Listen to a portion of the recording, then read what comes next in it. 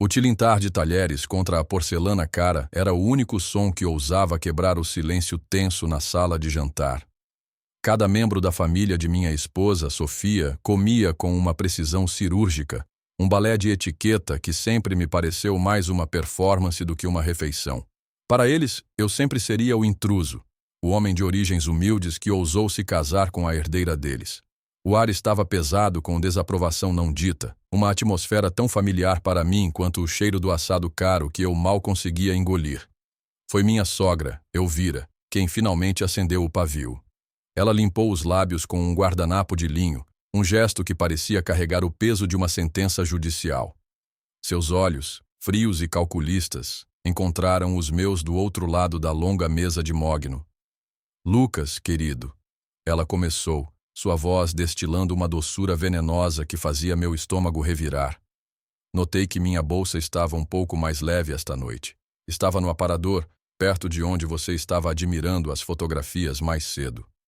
O silêncio que se seguiu foi absoluto e esmagador. Os talheres pararam. Os olhares se voltaram para mim. Meu sogro, Roberto, um homem cuja autoestima era diretamente proporcional ao valor de suas ações na bolsa, ergueu uma sobrancelha, um misto de tédio e acusação. Ele era o CEO do Grupo Almeida Prado, um conglomerado que sua família construiu, e ele nunca me deixou esquecer meu lugar insignificante no grande esquema de sua vida. Do que você está falando, Elvira? Perguntei, minha voz saindo mais baixa do que eu pretendia. Oh, nada demais. Ela continuou com um aceno de desdém. Apenas R$ 500 que parecem ter desaparecido. Provavelmente um engano, claro. Mas é tão estranho. R$ 500. A quantia era insultuosamente pequena, escolhida para me humilhar, para me pintar como um ladrão mesquinho e desesperado.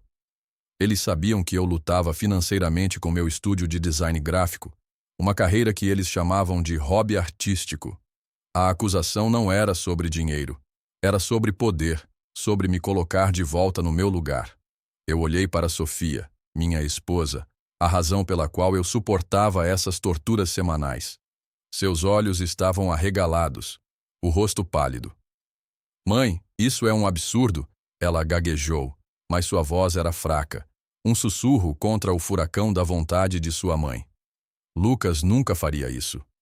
Claro que não, querida, Elvira disse, dando um tapinha na mão de Sofia.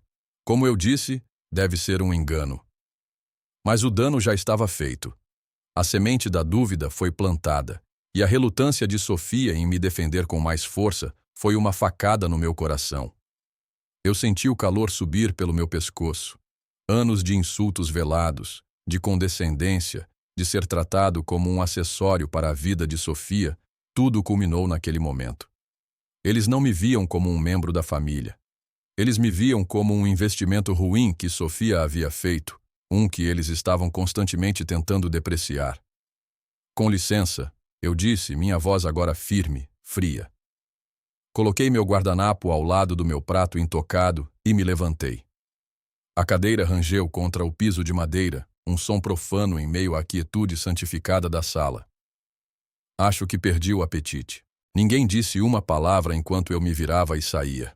Eu podia sentir os olhos deles em minhas costas, um peso físico de desprezo e triunfo. Enquanto eu caminhava pelo corredor luxuoso, passando por obras de arte que valiam mais do que eu ganharia em uma década, a raiva dentro de mim começou a se solidificar. Não era uma raiva quente e explosiva, mas algo frio, denso e pesado. Era a raiva da realização.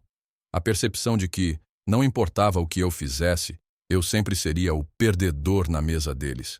Mas eles não sabiam a verdade.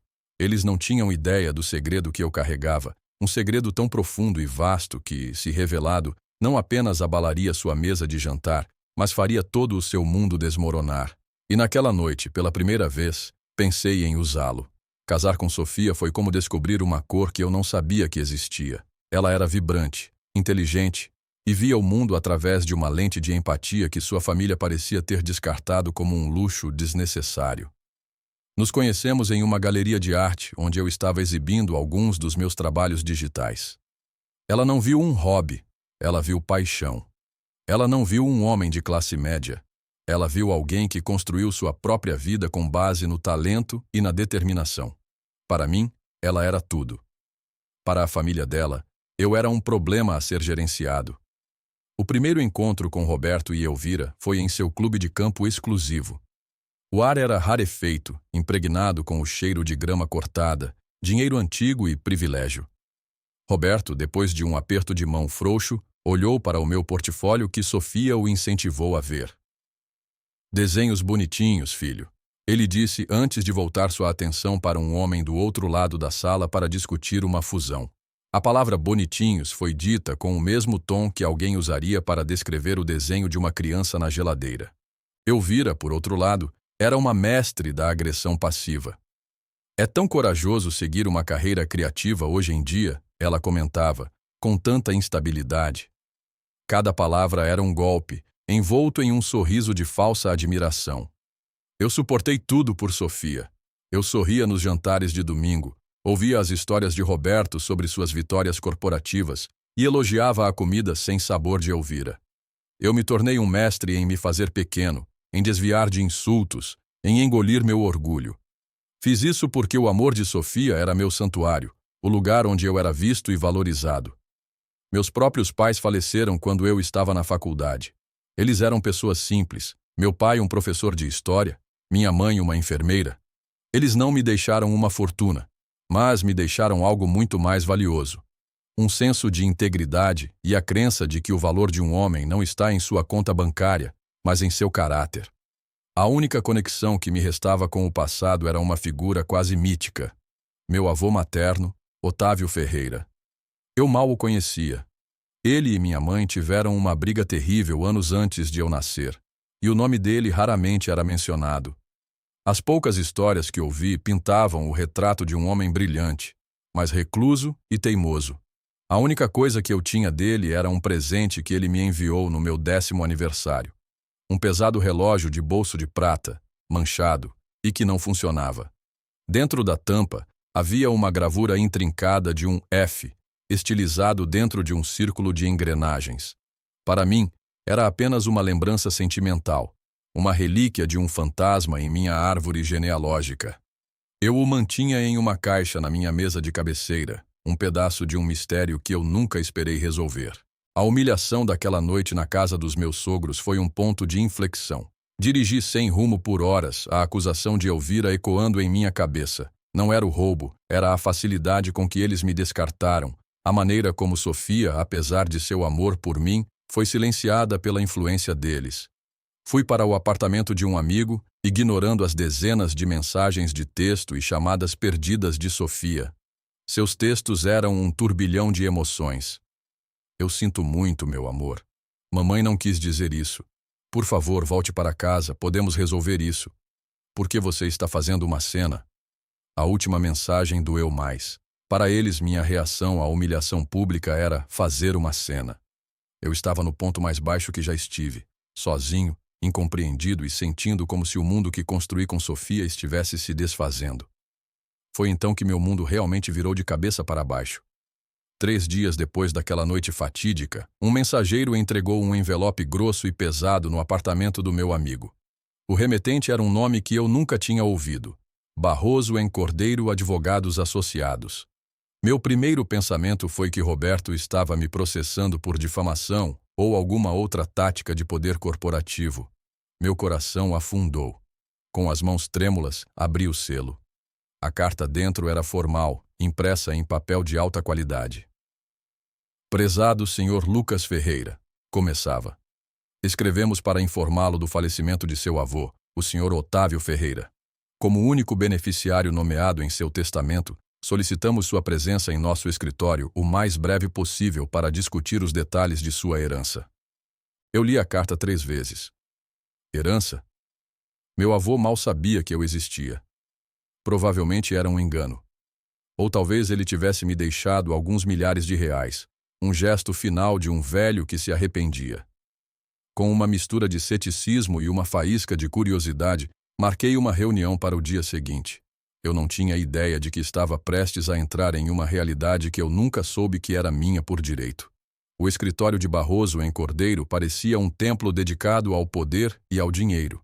Paredes revestidas de madeira escura, tapetes persas grossos que abafavam o som e uma vista panorâmica da cidade de São Paulo que pertencia aos reis. O Dr. Barroso era um homem mais velho, com um terno impecável e olhos que pareciam ter visto a ascensão e queda de impérios.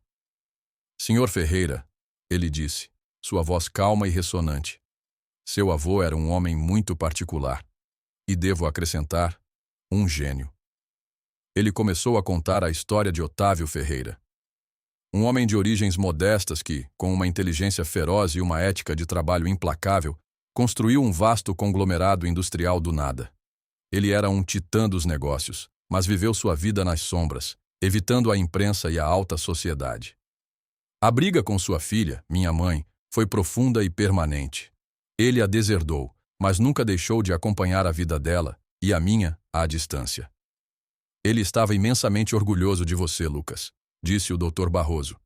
Ele via a mesma centelha de independência em você. Ele admirava que você estivesse construindo seu próprio caminho, mesmo com dificuldades. Eu estava atordoado. Ele me deixou... o quê? Algum dinheiro? O Dr. Barroso sorriu levemente. Ele deixou tudo para você. A totalidade de seus bens, o controle acionário de sua holding, a Ferreira Holdings S.A. O nome soou um sino fraco, mas eu não conseguia localizá-lo. Eu não... O que é a Ferreira Holdings? Foi então que ele me entregou um segundo documento, um organograma corporativo. No topo, em negrito, estava Ferreira Holdings S.A. Abaixo dela, uma teia de empresas subsidiárias em vários setores: manufatura, tecnologia, imóveis. E então eu vi. No canto inferior direito, aninhada sob 3 outras camadas de corporações, estava uma empresa que eu conhecia muito bem. Grupo Almeida Prado. O ar saiu dos meus pulmões.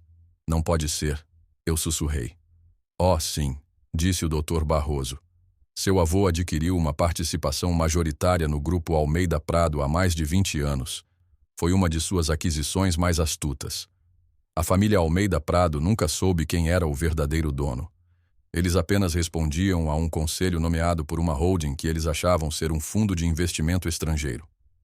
Roberto. Eu vira. A casa deles. O clube de campo. O status social deles.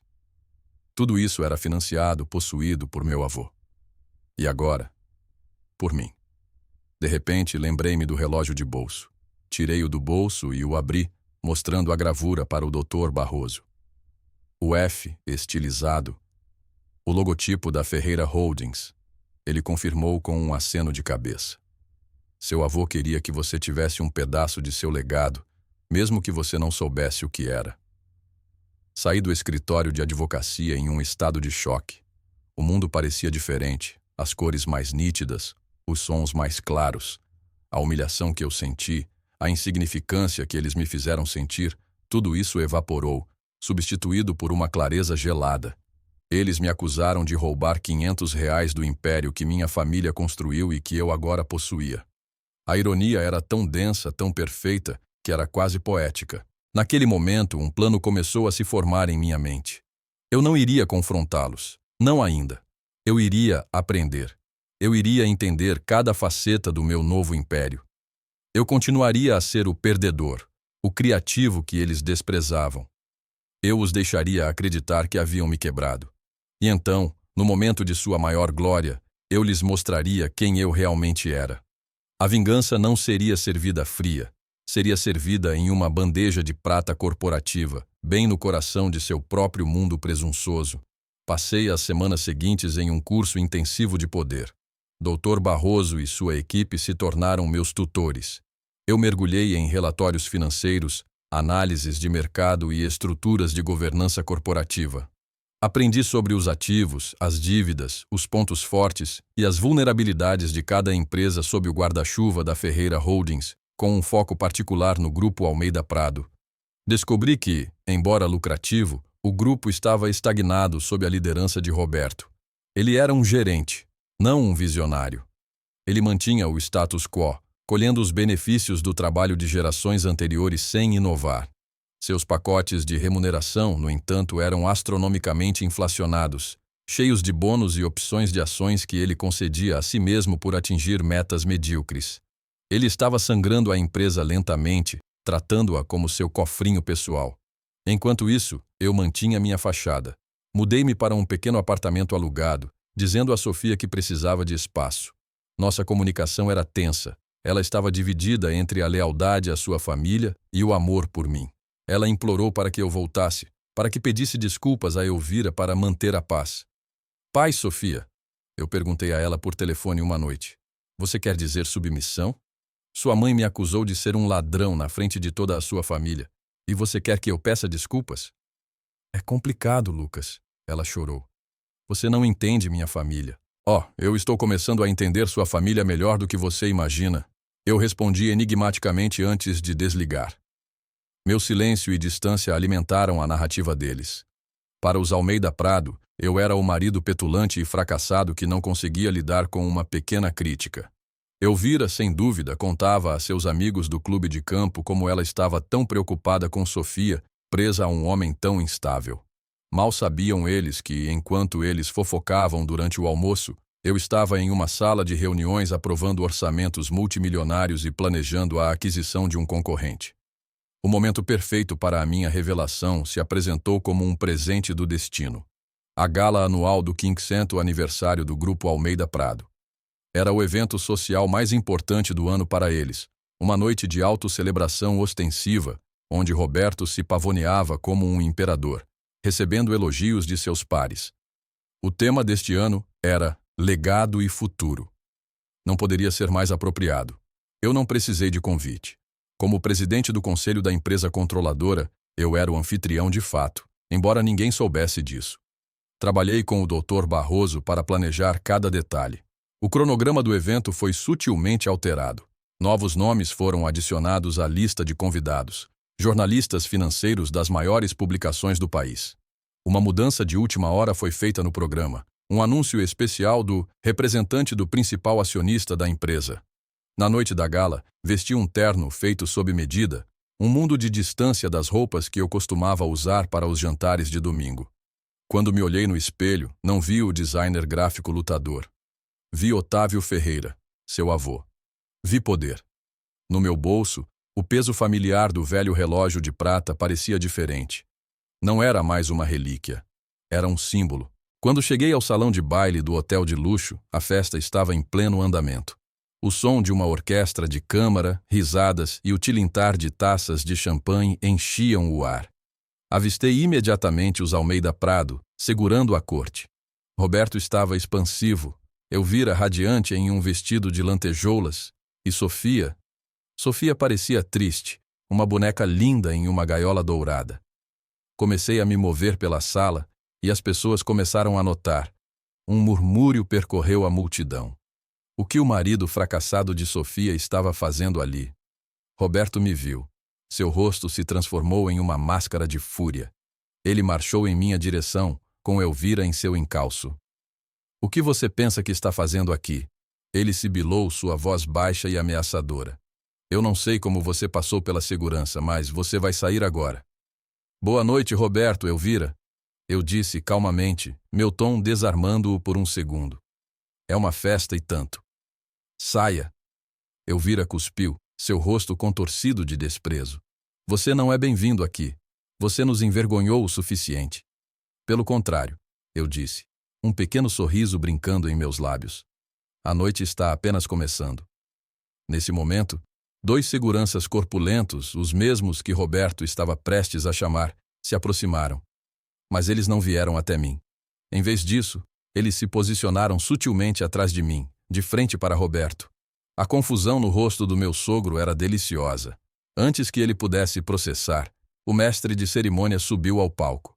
Senhoras e senhores, se puderem me dar sua atenção.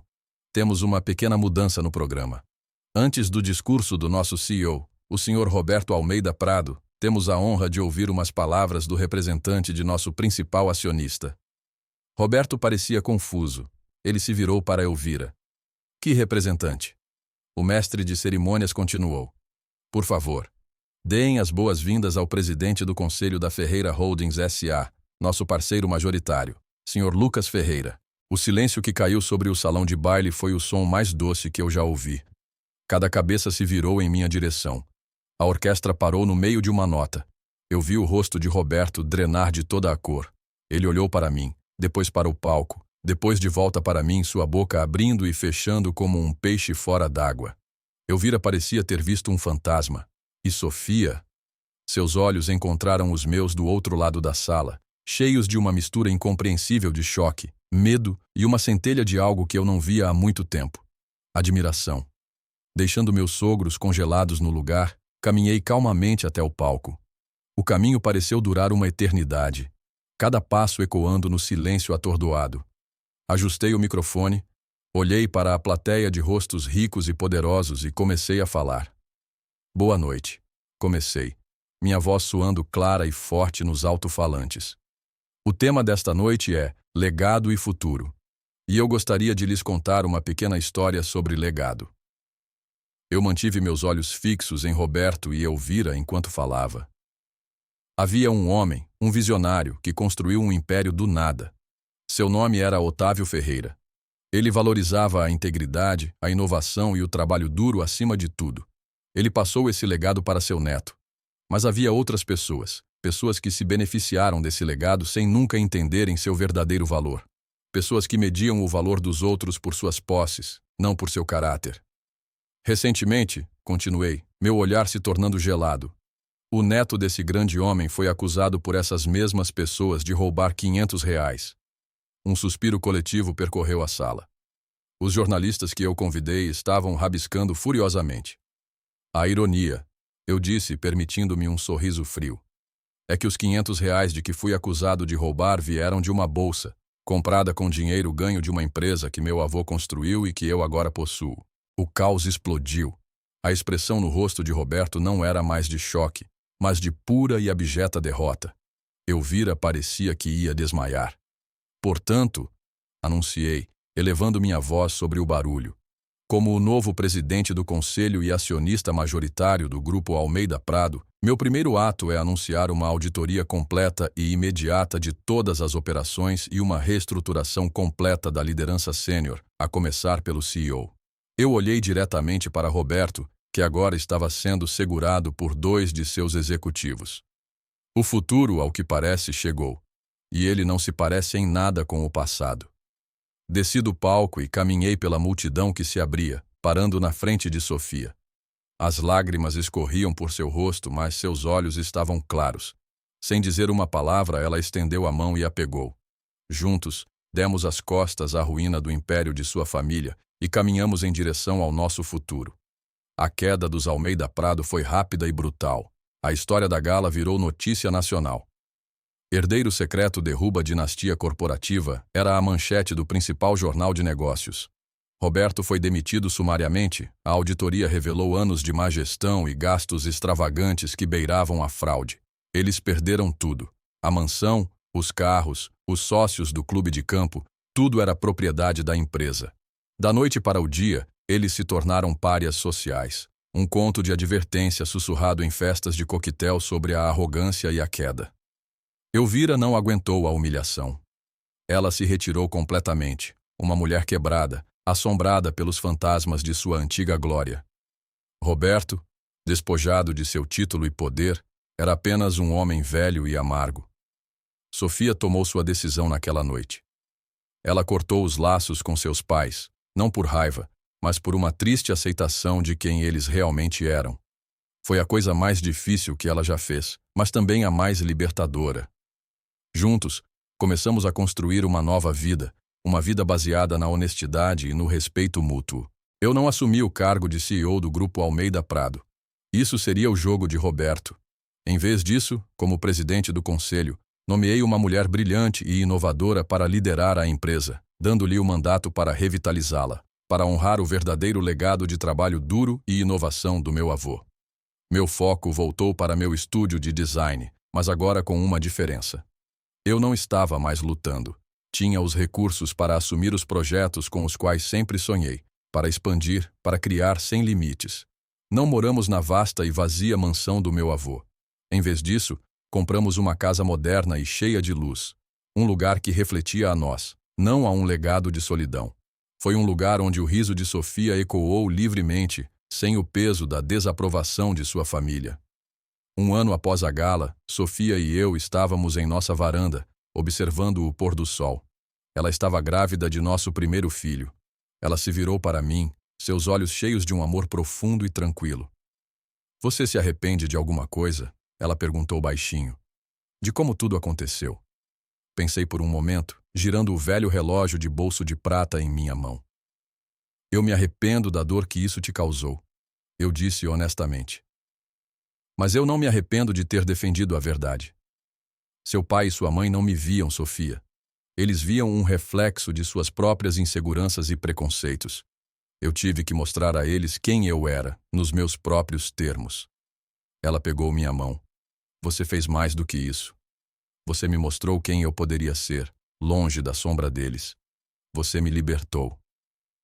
Naquele momento, eu soube que a herança do meu avô não era o dinheiro ou o poder. Era a chance de reivindicar minha própria identidade, de construir um legado não de riqueza, mas de integridade. A justiça poética não foi a queda deles, mas a nossa ascensão. E essa era uma história que valia a pena contar. O que você faria se estivesse na minha situação? Você teria usado seu poder recém-descoberto para se vingar, ou teria escolhido um caminho diferente? Acredita que a justiça no final sempre encontra uma maneira de prevalecer contra a arrogância? Deixe sua opinião nos comentários abaixo. Eu adoraria saber o que você pensa. Se você gostou desta história de reviravolta e justiça, por favor, clique no botão curtir e se inscreva no canal. Assim você não perde nenhuma história emocionante que postamos diariamente aqui no canal. E não se esqueça de deixar um comentário com uma classificação de 1 a 10 para esta história. Quero muito saber sua opinião, pois isso me ajuda a trazer mais vídeos que sejam interessantes para você. Dê uma olhada no vídeo que está aparecendo na tela agora para mais uma história cativante. Até breve. M.